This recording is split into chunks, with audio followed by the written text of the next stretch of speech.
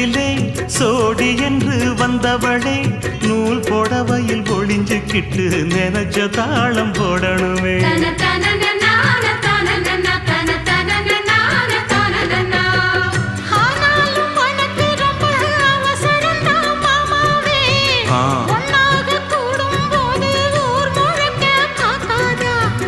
பார்த்தாலும் தவறு இல்ல பனியுறங்கும் ரோசாவே உன்னால சொத்த வச்ச மூக்குலதான் வைக்காதா.